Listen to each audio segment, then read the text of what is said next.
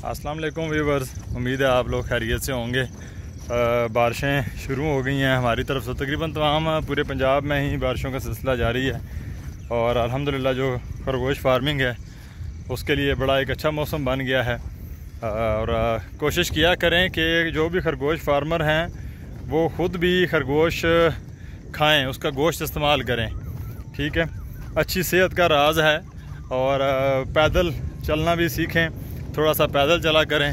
अल्हम्दुलिल्लाह मेरी भी कोशिश होती है कि मैं फार्म के ऊपर जो है वो पैदल थोड़ा सा सफ़र किया करूं। और आज इसी सिलसिले में मैं भी आपको अपने इलाके का व्यू भी देता हूं और आपको थोड़ा सा दिखाते हैं कि मैं डेली पैदल जाता हूं और पैदल आता हूं।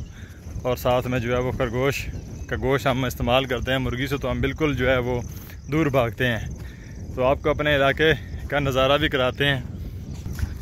ये चेक करें, अल्हम्दुलिल्लाह रात को बारिश हुई है और बारिश के बाद जो है वो इस वक्त बेहतरीन जो है वो ज़बरदस्त लोग अपने जानवरों को चारागाहों में उन्होंने छोड़ा हुआ है।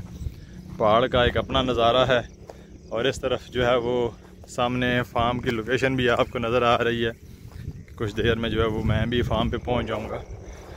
तो आज चलते चलते आप लोगों के साथ थोड़ी गपशप लगाते हैं और आपको थोड़ा गाइड भी करते हैं कि खरगोश फार्मिंग अगर आप लोग कर रहे हैं तो कुछ चीज़ों का ख्याल करें कि खरगोश फार्मिंग के अंदर सबसे जो ज़रूरी चीज़ है वो है आपके लिए फार्मिंग का जो माहौल है, फार्मिंग की जगह जहाँ पे आपने खरगोश रखने हैं।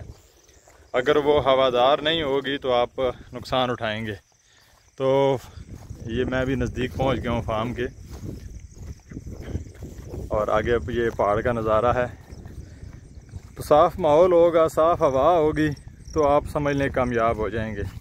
अगर ये चीज़ें आप लोग नहीं मैनेज कर सकते तो फिर खरगोश फार्मिंग ना करें। अगर आप लोग साफ़ उसको खुराक नहीं देते, साफ़ माहौल नहीं देते तो आप लोगों के लिए एक मुश्किल मामला बन जाता है खरगोश फार्मिंग में।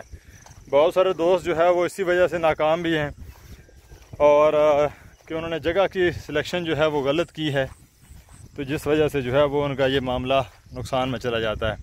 आपको अपनी ज़मीनें भी थोड़ी सी दिखाता हूँ।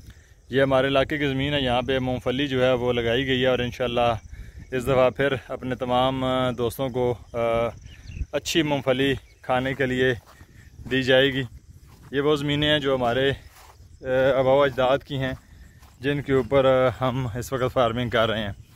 ये ज़मीन है, यहाँ पे हमने इस वक्त खरगोशों के लिए जवार लगाई है और अभी निकली नहीं है, लेकिन ये है कि उम्मीद है कि 4-5 दिनों तक यहाँ पे जवार जो है वो निकल आएगी। कुछ दरमियान में पौधे नज़र आ रहे हैं जो निकले हुए हैं, लेकिन ये है कि ये सारा एरिया जो है इस पे जवार लगी हुई है। तो इस तरह खुराक की मैनेजमेंट अच्छी करें और सफाई का बेहतरीन बंदोबस्त करें और तीसरे नंबर के ऊपर जो है वो उनकी जो वेंटिलेशन है वो बेहतर रखें, हवादार माहौल दें।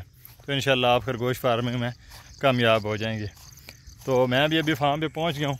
फार्म पे कुछ मामलात को देखते हैं अभी जाके और आप लोगों को साथ साथ इंशाल्लाह अपडेट रखेंगे।